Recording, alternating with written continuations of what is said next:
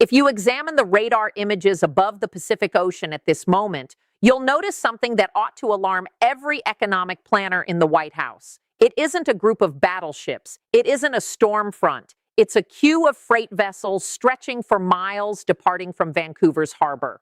For years, those vessels loaded with the finest wheat globally would have been aligning with U.S. markets. They would form part of a continental food network that maintained steady prices and full inventories from Minneapolis to Miami. However, now they aren't turning southward. They're sailing westward, directly toward Shanghai. Donald Trump believed he could pressure Canada. He figured he could use the Canadian crop as leverage to extract a political compromise. He bet that Mark Carney would cave under the strain of U.S. protectionism. He miscalculated. Carney didn't flinch. He didn't plead.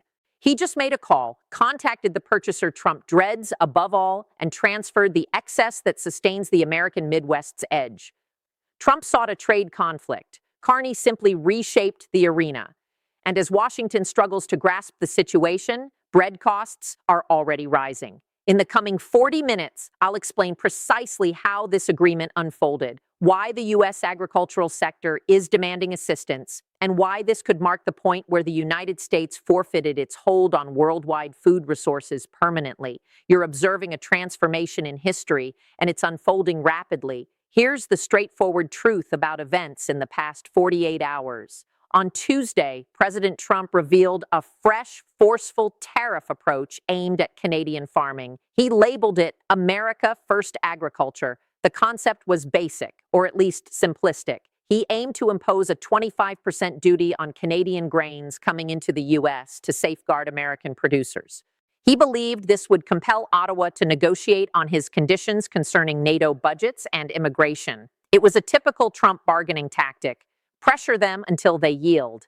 But he overlooked one detail. Grain is an international product, and Canada supplies the globe. Rather than heading to Washington to request relief, Prime Minister Mark Carney remained in Ottawa. He conducted a virtual meeting with commerce representatives from China. And in under 12 hours, they unveiled the Pacific Grain Security Accord. The specifics are astonishing. Canada has committed to divert 40% of its export-ready wheat and durum stock that typically enters the integrated North American system straight to Chinese government stockpiles. China gains nutritional stability. Canada secures an assured purchaser at an elevated rate, entirely avoiding the U.S. currency and U.S. duties. Meanwhile, the United States is excluded from the cycle. This isn't merely a transaction. This is a break. Over the past 30 years, the U.S. and Canada basically operated as a single massive grain source. We produced bread jointly. We manufactured pasta jointly. Our distribution networks were interconnected. Trump has now smashed that connection with a hammer. And Carney, understanding the U.S. is no longer a dependable ally, chose to offload the hammer to another party. The repercussions were instant. Chicago wheat contracts became chaotic. U.S. processors dependent on protein-rich Canadian wheat for mixing with domestic yields are rushing to secure alternatives. They can't simply purchase U.S. options since the particular varieties required for superior flour originate from Canadian farmlands. Trump attempted to intimidate a nearby country. He wound up empowering his primary adversary, and now you'll bear the expense at the supermarket. You could be wondering, is it truly that severe? Isn't this merely dramatic politics? Allow me to present the evidence, because examining the solid figures reveals a far grimmer scenario than what's broadcast on network television. Evidence item 1, the Chicago Board of Trade. Check this graph from Wednesday morning. The instant the details of the Carney-China agreement emerged, observe the surge in hard red spring wheat. That's the top-tier product. That's what Canada cultivates superior to anybody. The value leaped 12% within 40 minutes. Why? Because the marketplace recognizes the availability has evaporated. The brokers in Chicago aren't ideological supporters. They ignore MAGA caps or progressive badges. They focus on supply and demand. And they understand that if Canada routes its prime harvest to Beijing, U.S. bakeries will need to compete against the Chinese authorities for flour, and the Chinese authorities possess greater funds. Evidence item 2, the Trump post. 3 hours following the agreement's finalization, Trump shared this. Note the posting time, 2:14 a.m. Canada is acting very unjustly, trading our wheat to China. We will impose massive penalties on them. Carney is feeble. Examine that carefully. Our wheat. He continues to believe Canadian assets are America's by right. He assumes he controls the output of an independent country, but observe the manner. It's not assured. It's desperate. He's warning of penalties on an arrangement already completed. He's attempting to secure the stable after the animal has already jetted to Shanghai in luxury. Evidence item 3, the Vancouver port records. We obtained the cargo lists from Vancouver's port over the recent week. Normally, you observe various endpoints: U.S. Pacific shores, Mexico, Japan. Examine the fresh agreements. QFQO, that's the China National Cereals, Oils, and Foodstuffs Corporation. It's a government-controlled behemoth. The quantity reserved for the upcoming 6 months surpasses the aggregate amount from the prior 3 years together. This isn't a short-term solution.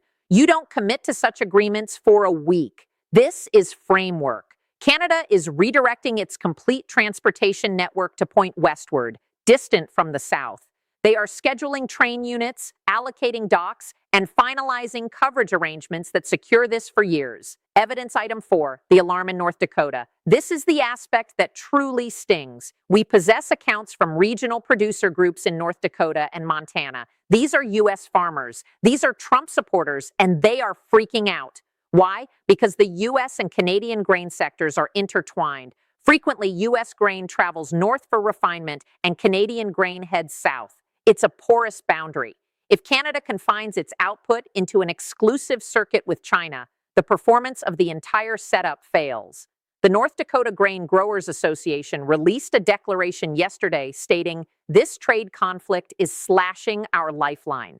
We require consistency, not duties." They recognize what's approaching: countermeasures.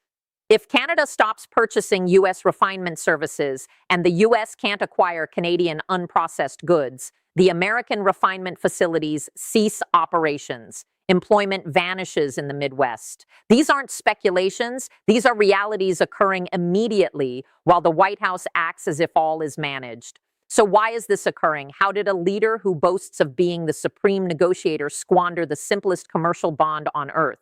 It's because Trump is waging a 1980s battle in a 2026 environment. He relies on a basic obsolete approach. The United States is the largest marketplace. Thus, all must submit to trade with us. He views market entry as the supreme tool. He believes he can leverage the U.S. buyer as collateral and compel other nations to follow his orders. That succeeded when the U.S. was the sole option available. But survey the landscape. It's not 1990 any longer. Trump is reactionary. He rises, views a report on television, becomes furious, and launches a duty warning. There is no plan. There is no extended foresight. It is instinctive administration. He generates uncertainty. And if there's one element international markets despise, if there's one element producers despise, it is uncertainty. You can't sow a harvest that requires 6 months to mature if you don't know whether the leader will prohibit your purchaser via social media tomorrow. Therefore, the globe is adjusting. They are mitigating risks from the United States. When Trump warned Canada this week, he presumed Canada lacked other destinations. He viewed the geography and noticed Canada geographically linked to the U.S. He assumed they must utilize our railways. They must utilize our harbors. He overlooked that the sea links Canada to everybody. Through his unpredictability, Trump has compelled his partners to seek substitutes. He has rendered the United States a burden. Each time he warns of a duty, an executive suite in Toronto or London or Berlin or Tokyo begins devising a contingency. And this week, Canada triggered contingency. Trump is forfeiting authority because he depends on intimidation. But intimidation only succeeds if alternatives are absent. Once alternatives exist, the intimidation dissipates. Canada discovered that an arrangement with China, as intricate and challenging as that partnership may prove, provides something Trump cannot: a commitment, a formalized document that states we will purchase X quantity for years. Trump avoids commitments. He follows impulses. And you can't construct an economy on the impulses of a single individual. Now, Trump is cornered. If he intensifies more, he damages U.S. producers further. If he withdraws, he appears feeble. He has trapped himself with his own words. He aimed to appear strong, but he merely made America seem untrustworthy, and the global community is observing. Do you believe Europe isn't recording this? Do you believe Mexico isn't viewing this grain arrangement and considering perhaps we should export our avocados to Asia as well? Trump is hastening the exact outcome he vowed to prevent, the erosion of American financial supremacy. He's achieving it by driving his allies toward his foes. Now, consider the opposite border. Consider Mark Carney. The difference couldn't be sharper. While Trump is hurling dishes against the wall, Carney is silently reorganizing the setup. Carney isn't a crowd-pleasing agitator. He's a monetary expert. He's a specialist. He comprehends the mechanics of the international economy superior to maybe any figure on the international platform today. He realizes you don't combat a trade conflict with catchphrases. You combat it with distribution networks. Carney's shift to China wasn't a sentimental response. It wasn't an outburst. It was a deliberate tactical spread. He understands that depending on the U.S. for 75% of Canada's commerce poses a security threat while Trump holds office. He understands that to safeguard Canadian independence, he requires influence. And what is the supreme influence? Food. By securing the wheat sector with China, Carney didn't merely ensure a transaction, he ensured a barrier. He indicated to Washington, "We don't depend on you as much as you assume." Observe his method. He didn't organize a noisy gathering. He didn't offend the American populace. He merely released a statement regarding broadening international alliances. He presented it as a commercial choice. This renders it difficult for Trump to criticize him successfully. How do you criticize someone for trading grain? It's enterprise. It's the open market. Trump adores the open market, right? Carney is employing Trump's own philosophy against him. This additionally demonstrates Carney's skill in forming alliances. He didn't merely converse with China. Insiders indicate he's also communicating discreetly with the UK and the EU, organizing a defense plan against US isolationism. He is placing Canada not as a frightened sibling, but as a worldwide intermediary, a center. This is the distinction between a figure who performs for the audience and a guide who maneuvers the game. Trump seeks cheers. Carney seeks outcomes. And the outcome is that for the first time in ages, the influence balance has moved northward. Canada isn't seeking approval. They are executing actions. And Carney's signal is evident. If the U.S. desires to shut its gates, Canada will merely unlock fresh ones. So what does this signify for you? Why should you be concerned if some wheat heads to Shanghai rather than St. Louis? Because you consume. This isn't solely elevated international relations. This affects your dining area. When the continental grain marketplace splits, productivity perishes, expenses increase. Anticipate the cost of flour, bread, pasta, and breakfast foods to climb in the United States over the next 3 months, not due to rising prices generally, but due to manufactured shortages generated by this governmental dispute. If U.S. processors must spend extra to obtain lower quality wheat or cover duties for the Canadian product, they transfer that expense to you. But it's larger than food shopping. This is an indication that the U.S. period of commerce is concluding. For your whole existence, you have existed in a realm where the U.S. occupied the central position. We established the guidelines. We established the values. That is finished. If Canada, our nearest adjacent, our comrade in conflict, our primary commercial associate, is prepared to depart and negotiate with our chief competitor because Washington is too poisonous for business, then the structure is shattered. It signifies your employment is less secure. If you operate in production, transport, or farming, your field depends on transnational movement. If that movement halts, your facility shuts. It signifies the U.S. dollar is somewhat less influential today than yesterday. And it signifies that the protection of possessing an amicable, resource-abundant adjacent to the north is vanished. We are converting an ally into a rival.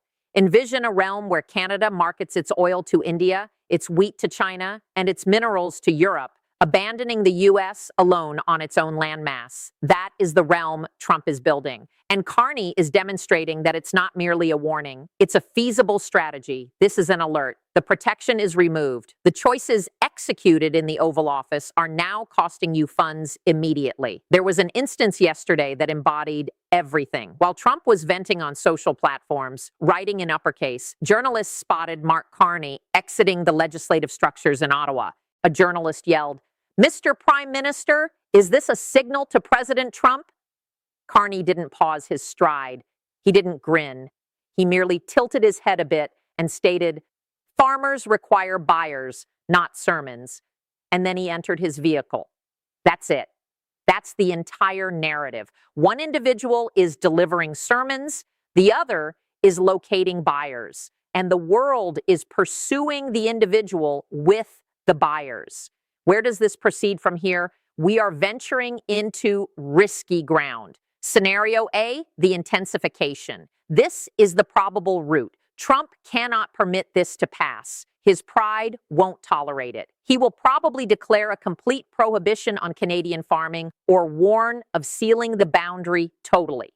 If he proceeds, we aren't merely facing a trade conflict, we are facing a downturn in the adjacent regions. Michigan, New York, Washington State, their finances will stall. We will witness queues at the boundary, deficits of products, and a complete international dispute. Scenario B, the silent withdrawal. Trump might comprehend he exceeded his limits. He might dispatch consultants to discreetly implore Canada to reinstate supply, providing some yield that he will mask as a triumph. But the harm is inflicted. Canada has committed to the agreements with China. Those vessels aren't reversing. The portion of the market is forfeited. Scenario C, the international restructuring. This is the extended play. Other nations observe Canada's achievement and emulate. Australia, Brazil, the EU, they all begin creating paired agreements that omit the US. The World Trade Organization turns meaningless. The US turns into a financial outpost. Carney understands this. He is wagering that the US framework is too disordered to halt him. He is wagering that by the moment Washington organizes itself, the fresh commerce paths will be fixed permanently. And the frightening aspect, he's likely correct. This is the stage where officials typically soothe tensions. They lift the secure line and reduce conflict. But Trump avoids soothing, and Carney isn't keen on conversing further. We are observing a separation, and currently, Canada is claiming the funds. The grain areas of Saskatchewan are distant from the White House, but the choice executed there this week has just remolded the world you inhabit. Trump pressed, Canada shifted, and China claimed the reward. The inquiry you must pose to yourself is this: can the United States manage to be this isolated? We are observing the price of conceit, and the invoice is arriving. I want to learn your opinion. Is Carney a mastermind for defending his nation, or is he risking danger by aligning with China? And do you fault Trump for driving him there? Tell me in the comments section. I review them all. And if you desire to learn what occurs when the following event happens, because it will happen, ensure you join and press that notification. You need to see this coming before the headlines catch.